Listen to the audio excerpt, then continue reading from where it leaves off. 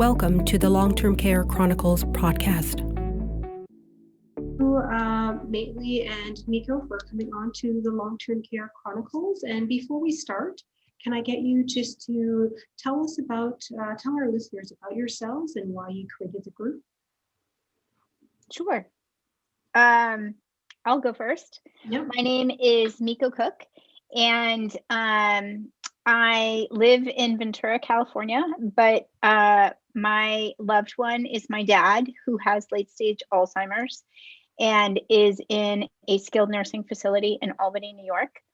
And that is how I was led on this journey, actually. I am the co-founder of a national grassroots advocacy organization called the Essential Caregivers Coalition that I started with Maitly last June. It was born out of a Facebook group when we went to Facebook and tried to figure out how to save our parents. So that's me. Yeah, very similar. Hi, my name is Natalie Weissman. I'm the co-founder of Essential Caregivers Coalition. I'm also in California, although our coalition is national and we have many different state members. We both happen to live in California, and my mom is actually living in long-term care. So that is what inspired me to start this with Mikko. Great, thank you for that. And so we'll start. And first, can you just let our listeners know your definition of what family essential caregiver is and why you felt it needed a clear-cut definition? Maitly? Yeah. I was deferring to you.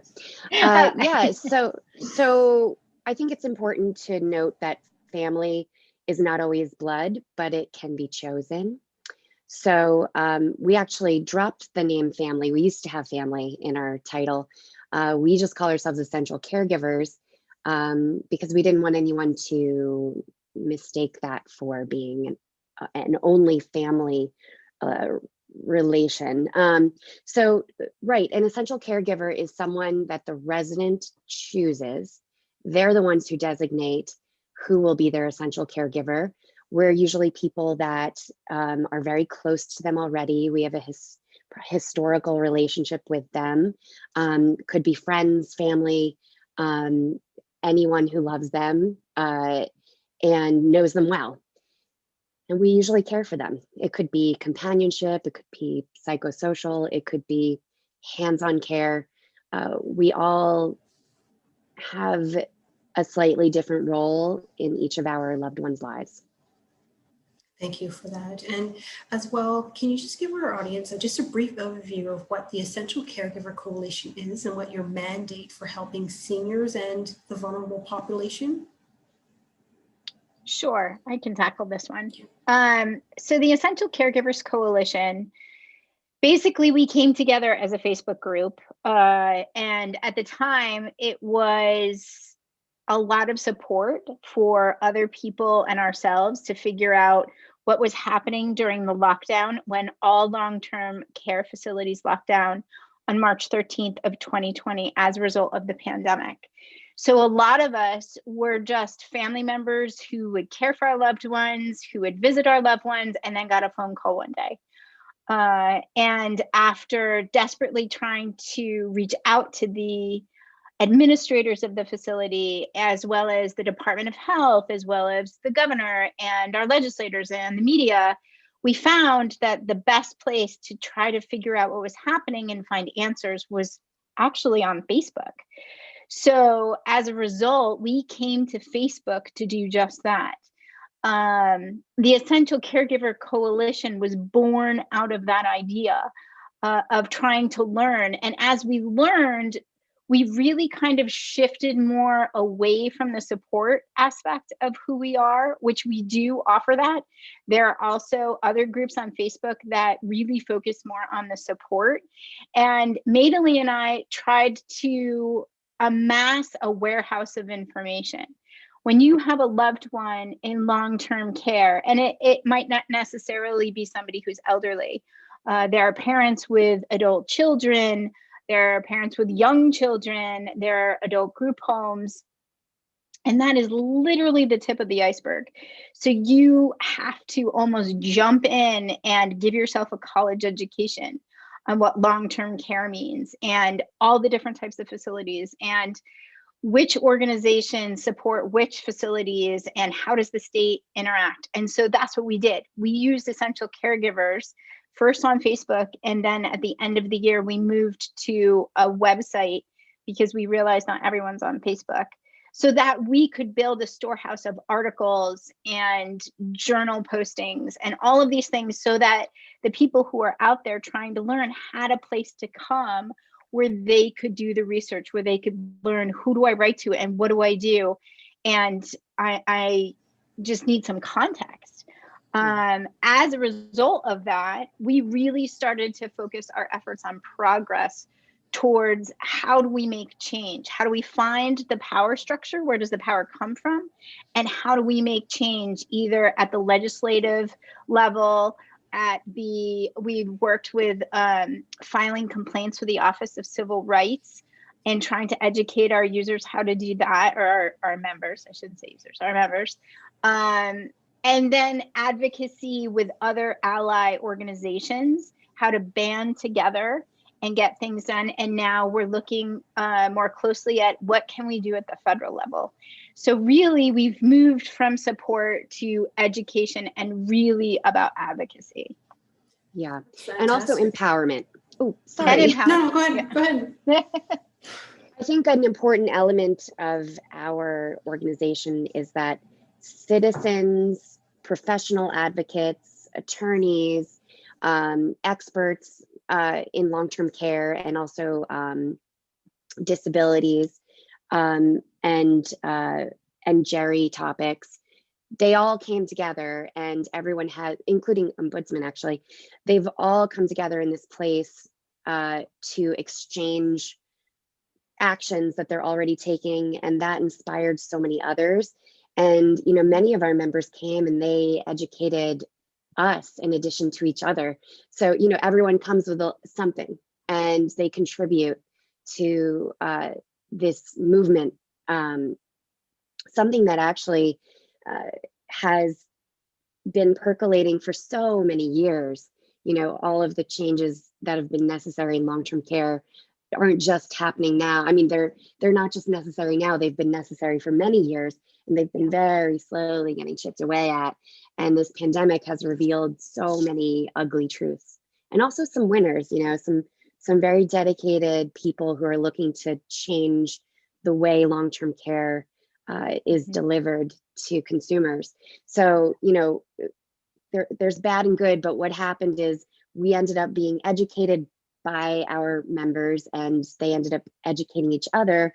And then as a result, everyone taking action really has snowballed into a bigger effort and has pushed us along to work harder, smarter.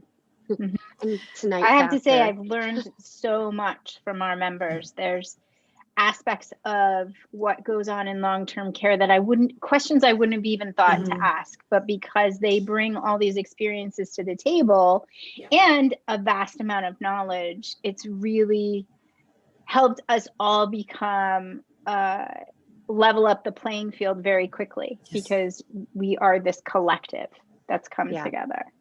And I have to say, even though we are U.S., we're looking at U.S. law. We're looking to change, U.S. states' public health policy.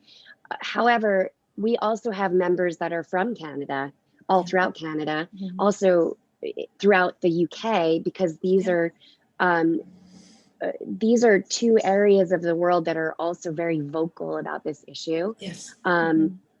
And I hope that we all win together. So if you look at our Twitter page, if you look at our Twitter, you'll see that we reshare everything from advocacy groups and citizens in those locales, and really anywhere. If they only speak up, we'll find them, we share them, and they share our news and our insights and our problems too. So it's a big conversation around the globe No, that's very good, and great that you're making all those connections, because there are some universal truths that everyone is speaking and what's been impacting them at this time. Human And rights, really. exactly, pretty much, yes, absolutely. And would you be able to speak to us about some of what are some of the policymakers are proposing in terms of helping long-term care residents to get out of isolation? Well, there are many states that are actually proposing bills, Okay. and the language is mixed because, in each state, every state has a different way of proposing bills and a different author, a different sponsorship process. And so some of our members have been involved in some of those, and then sometimes we're not. So it's a mixed bag in terms of what we have our fingers in, if we do. And also, I don't think any of the bills truly address this situation in the way that it has to be addressed. None of them yet. There are 18 actually, if we include the federal amendment for the Social Security Act. Yeah, I mean, right now, even so, my focus has generally been New York State, which is where my dad is. And so I track on what's happening there. And so New York State specifically, when the lockdown happened and a few months after that, people realized we weren't going anywhere and these doors really weren't opening very quickly. There was a scramble to kind of get bills written to figure out, okay, maybe if we just change the law in the state, we can make a difference. And as a result, I think there was at one time 8 different bills that were proposed, which have then, modified and moved into, and now there's one sitting on the desk of the governor. But even then, when you create legislative action, you have to be super careful about the language that you're using, because you could also be creating loopholes or whatever. So really, right now, this is the push that's happening across the United States, and everybody's kind of trying to go at it differently. So, like, for example, in Kentucky, when they wrote their bill, that actually wasn't just an essential caregiver bill. It was a portion of another bill that was trying to remove the executive order and the power of the governor at the time. But the way that they put it into the bill was, we'll just get this through and then we'll work it out on the other side. So, and then in, for example, Arkansas, who just passed their bill, it's an entire bill that ended up being passed as an emergency act. And they're the only state that's frankly had it passed completely. There's also the issue of various bills landed on the desks when a lot of the legislators weren't in session. So it's kind of, we are all learning as a citizen, as a private citizen, what power do you have? And then how do you affect change at the local, state, and federal level? So policies, that is one of the biggest, as they say, nailing Jello to the wall issues that we've been trying to figure out is, well, how do we make change if we make change here, but it doesn't affect here? And we're still chasing this around and around. And that can be very tough as well. So you definitely have to be mentally strong to be continuing onwards with this as well, right? So there's a fortitude that comes with that. Yeah. Absolutely, there would be. And would you be able to share as well the key stories of what you've heard from some residents during this pandemic and how you've helped them get the help and the justice by being their voice? Sure. So there's actually a group that I work with in New York City. Back in August of 2020, New York State had a joint hearing of Senate and Assembly on residential health care facilities and COVID-19. They were trying to figure out what is going on in these facilities. And one of the people that testified on the panels, there were these panels of family members, but actually one of the people who testified was actually a resident. His name is Vince Pierce. and he is a resident of the Kohler Rehabilitation and Nursing Center in Roosevelt Island, which is a part of New York City. And at the time, Kohler is a skilled nursing facility. It has 500 beds. And back in the spring, when New York City was on COVID meltdown, and it was like a war zone, they didn't know how to handle the amount of infected patients and people dying from the virus. The mayor of New York City, Bill de Blasio, went on to a press conference and said, everybody, it's going to be okay, because we are going to put infected patients into Kohler. We're going to bring it back online because it's an empty facility. At the time, it was not empty. 200 people lived in this facility. And not only did they live in this facility, the majority of them, because it's a skilled nursing facility, are bedridden and they live in wheelchairs. And so these people moved in infected patients into the room with the healthy patients. There was no separation. There wasn't proper PPE. There wasn't even proper PPE for the staff. And people started dying. And it wasn't until Vince went to the press and said, you need to help us, that the story broke and things started to change. I connected with them in September. I think that was August. So like September, October, I went back and said, what happened to you guys? Like, where are things now? And from my work at the Essential Caregivers Coalition and everything that we had learned in our group, I was able to go back to them and say, okay, let's talk about what are they telling you, and do you understand your rights? Because that really is the number one thing that every single person in long-term care really has to understand inside of this and out are, what are your resident rights? Especially during a time when those rights are being compromised. So since that time, I'm now part of the Kohler Task Force, which is working with the administration of the facility as well as Health and Human Hospitals to try to get change, to get visitation, to work with the Department of Health to understand how long people have been in isolation or how short the staffing levels are and how that's impacting the residents. Vince Pierce has started Nursing Home Lives Matter, which is an organization that is focused on trying to raise the dignity of people who are living in nursing homes, particularly in the Black and Brown populations, which is the majority of who lives at Kohler. And so it's really about, connecting with people. And the thing that's exciting about them getting involved is, in the majority of the groups that we work with and the members of our own group are all loved ones, right? And we have somebody who's in a facility. The Nursing Home Lives Matter crew are so special because they are residents and they're like the voice in the storm. And so as a result, they've really been able to highlight a lot of what's going on in a way that, we can do, but we can only do in a limited capacity.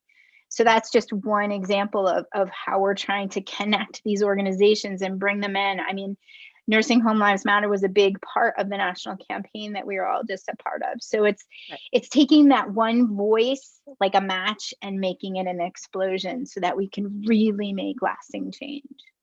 Yeah. Do you have anything to add, Maitly?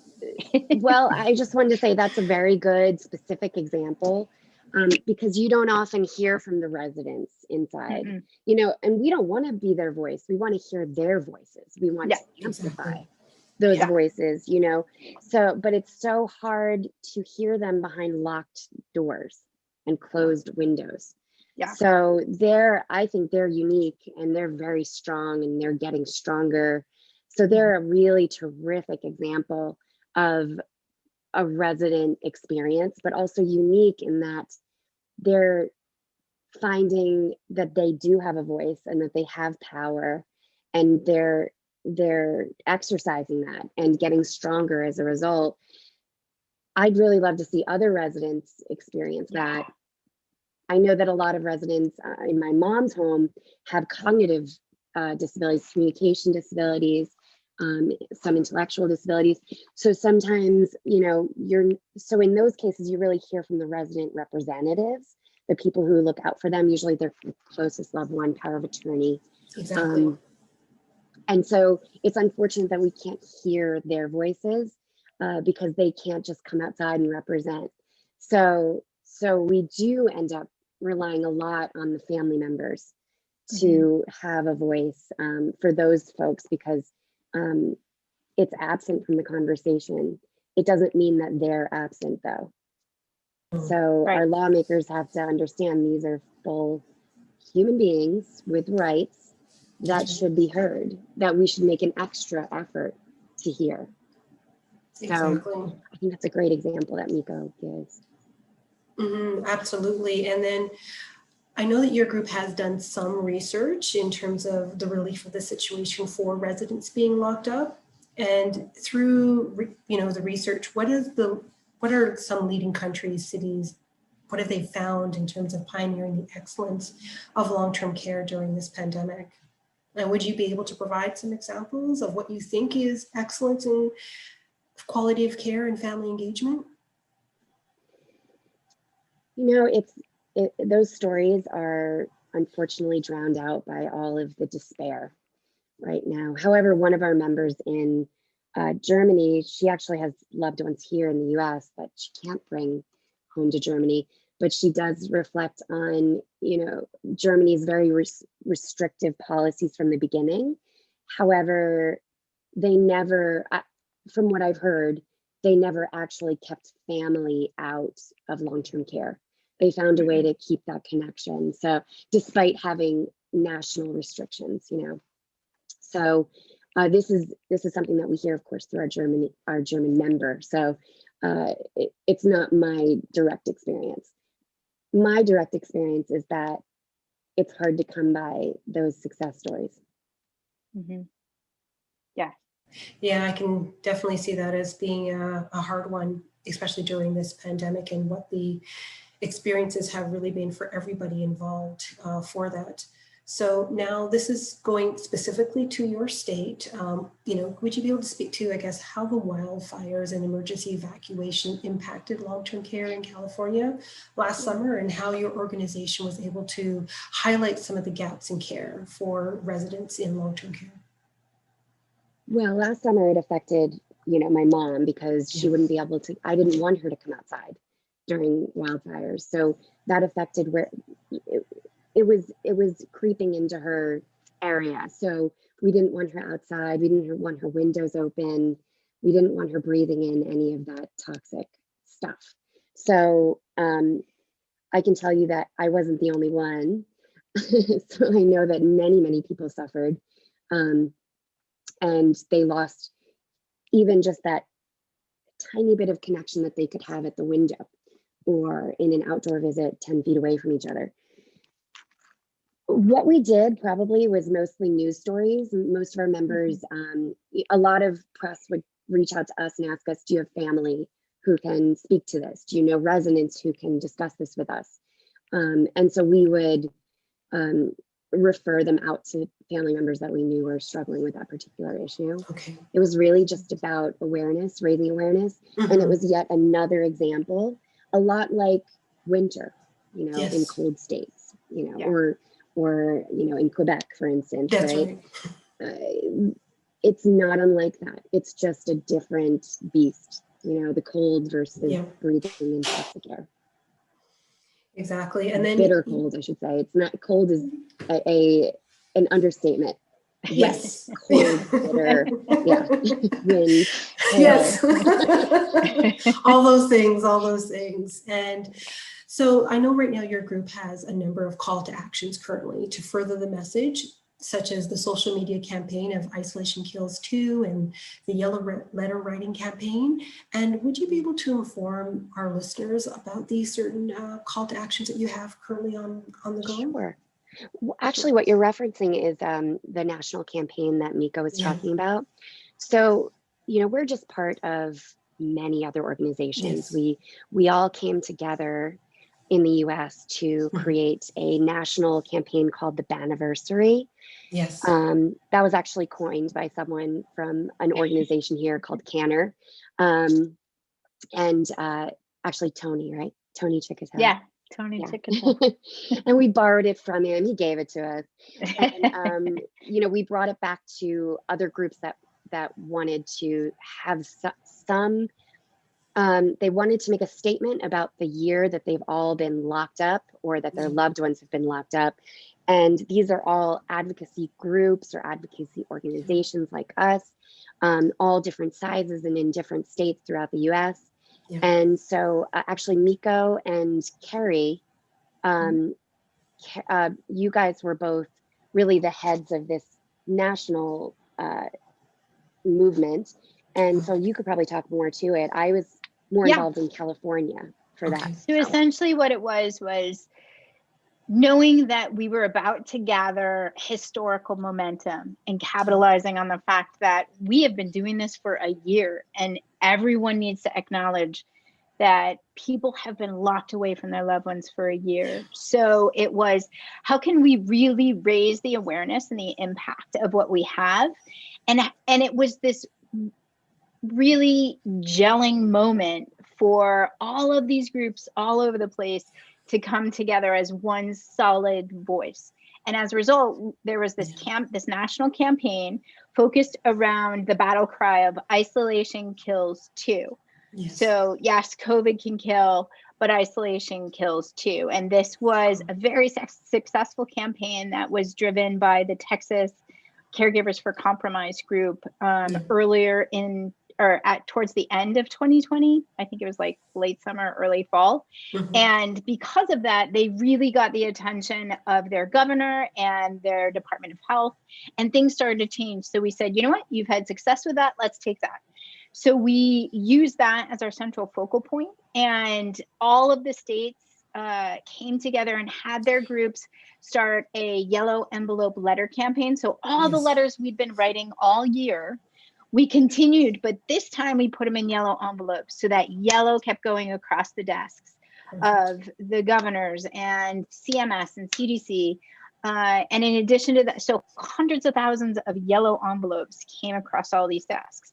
Wow. And then there were, you know, lawn signs, and there were email campaigns, and then we had in-person gatherings where people were gathering on the steps of their Capitol, and there were vigils.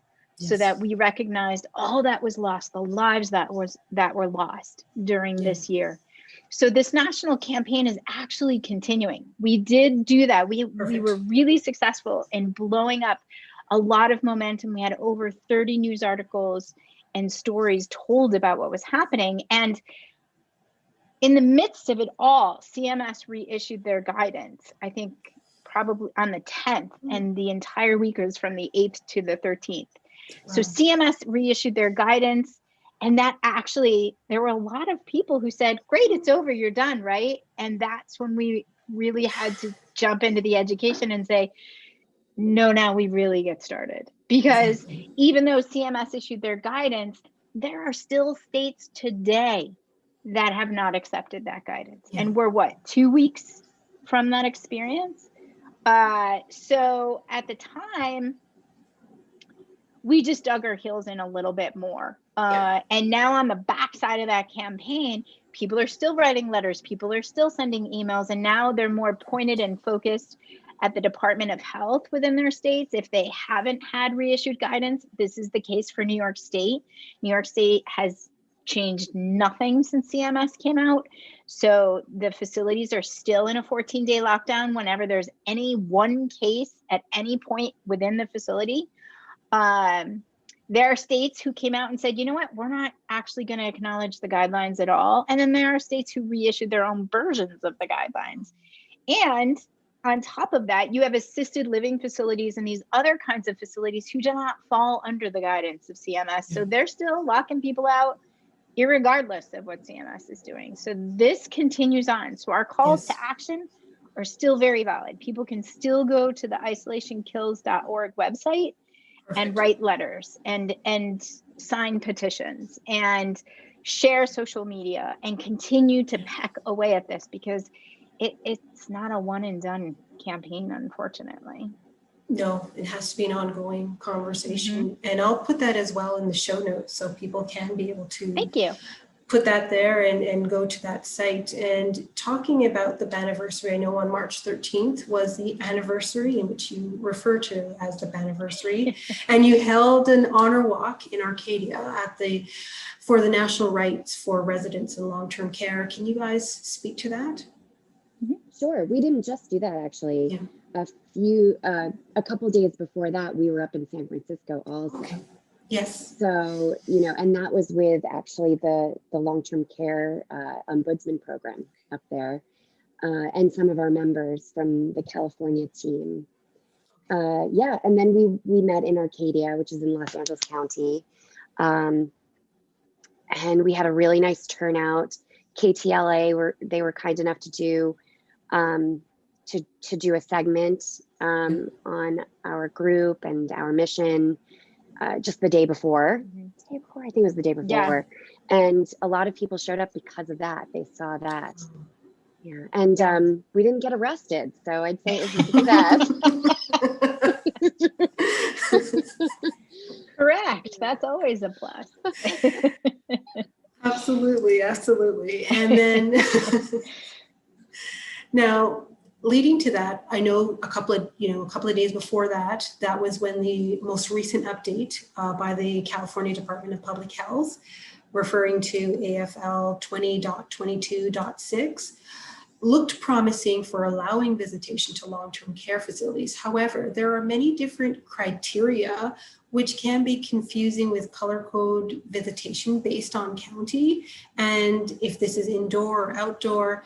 Can you just let our listeners know as to how this impacts family visiting and being able to interpret all of these different, almost, not even clear objectives being indicated in the they're really trying though, right? Yeah. The color codes were technically there already, but yeah, they added. So if you're not vaccinated, and a lot of people still aren't eligible for vaccinations.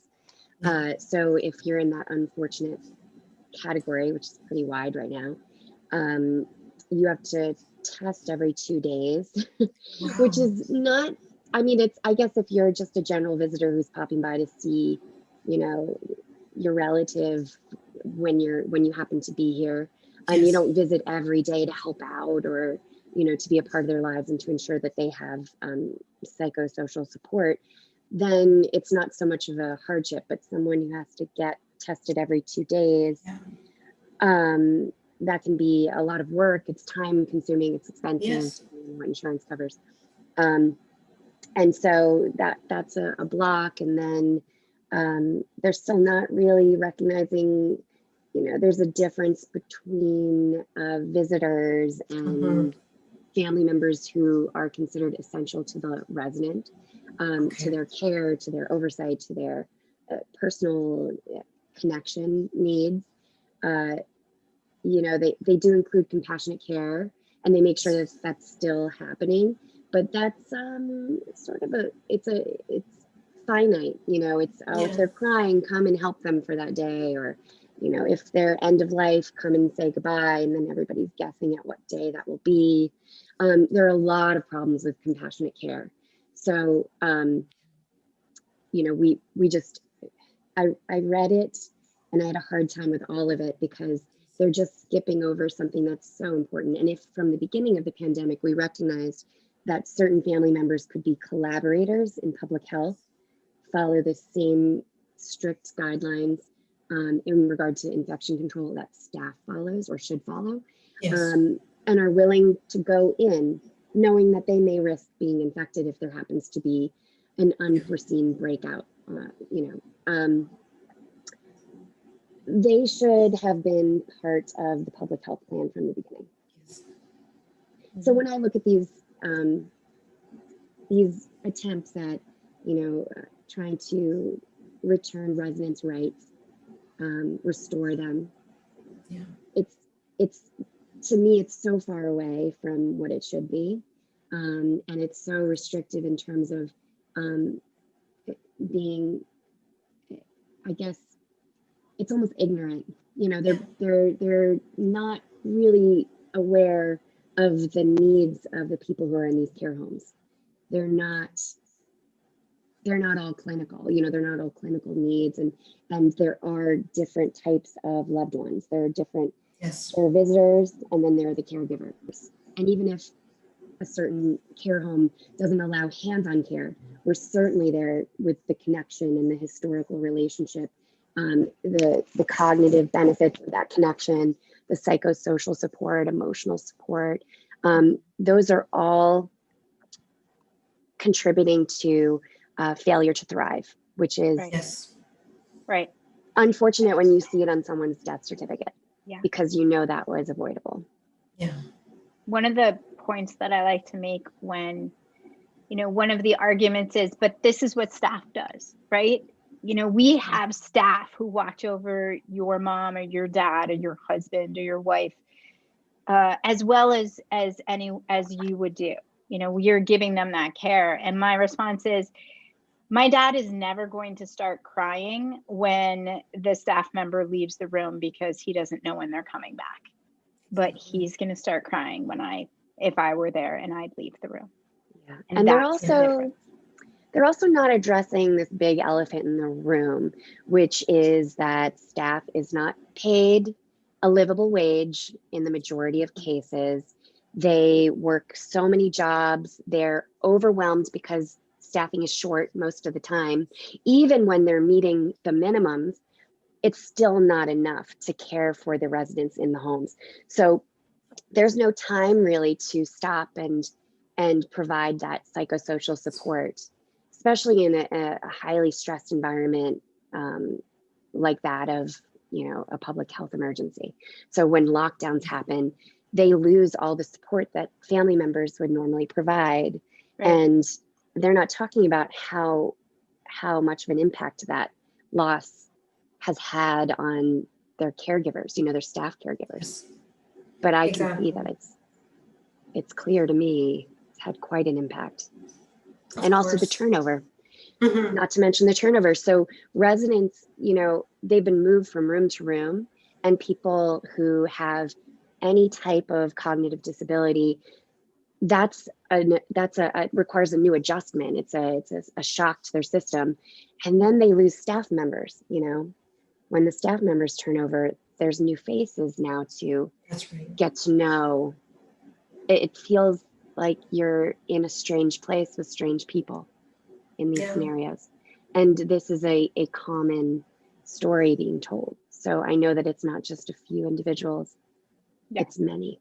No, definitely would be many. And it's just it's hard for that person to adjust, because they may not even know what's going on around them to be able to know that this is a different face, different person, and having to be adjusted to their own personality, right? So, Well, that's exactly what's happening with my dad. You know, as his Alzheimer's, he went into the facility knowing full well who my brother and my mother and my sister were, and now they disappear. And you try to explain a man who has a hard time with, and you know, understanding what a shoelace is sometimes, that there's this global pandemic coming and your family didn't just actually leave you and never want to come back one day.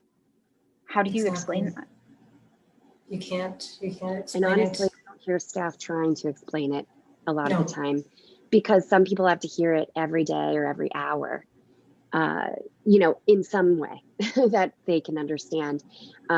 And at some point that becomes draining for staff. You know, they have a lot of responsibility already on top of that. So Exactly. And this kind of goes into, you know, the next question in terms of this whole lack of visitation. What has been the impact for some of your members to know that their loved ones are without them, and how they feel, if they feel guilty for not, you know, being there, because they never meant to, quote unquote, abandon them by being there, right? I think I don't know about guilt. I don't see a lot of guilt conversation happening. I see a lot of anger. Yes. And even at times Fear. despair.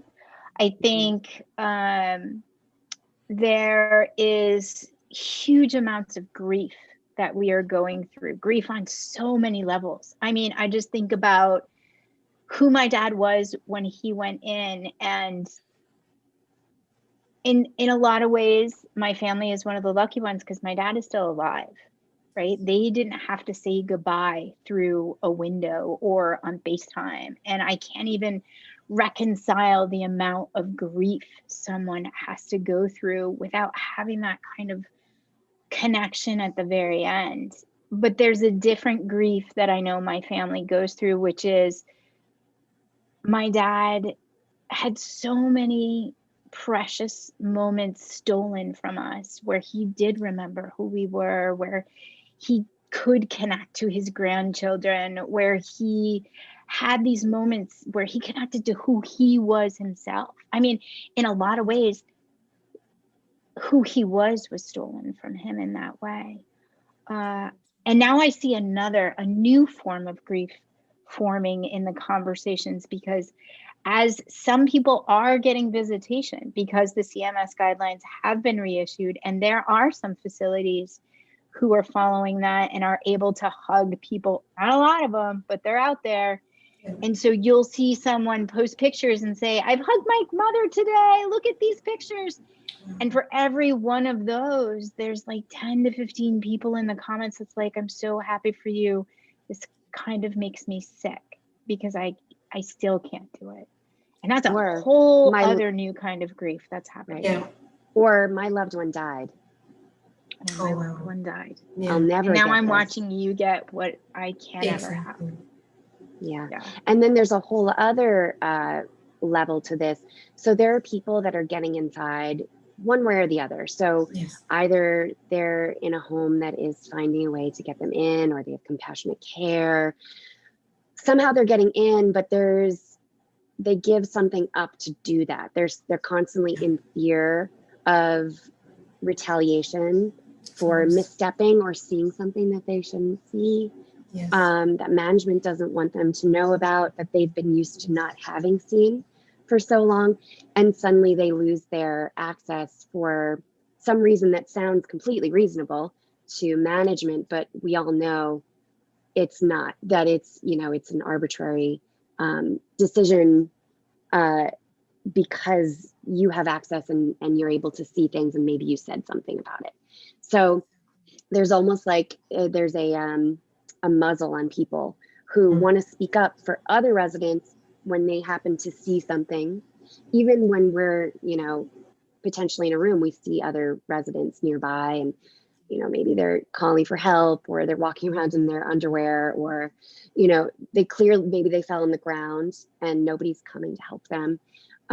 So some of these people who are inside are afraid that they're going to lose their access if they say something, so they're torn because they really need to say something. Some of those things are urgent, but I'm hearing that they're actually afraid to say something, and how do they do it without causing friction? So that, it's creating this strange have and have nots situation.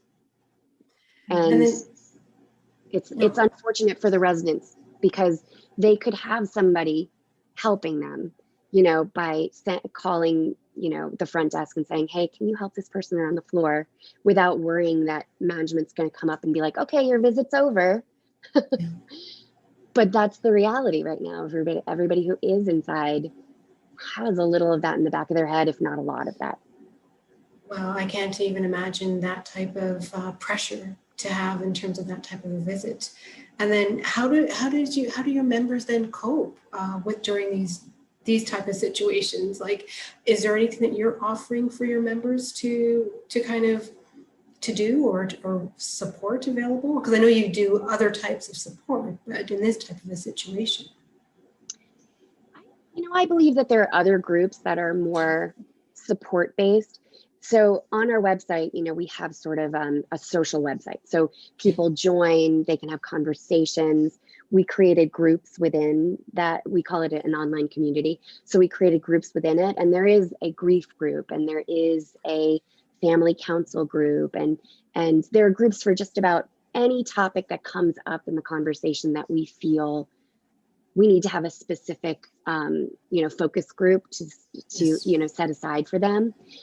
So there is support, but we're so focused on taking action and solving the problem that we really try to help them find other outlets for that, when they need to just release their feelings. There are so many groups out there that we're adjacent to that they can, that will satisfy that need. And then they're ready to come back and fight for their loved ones, or fight for the memory of their loved ones.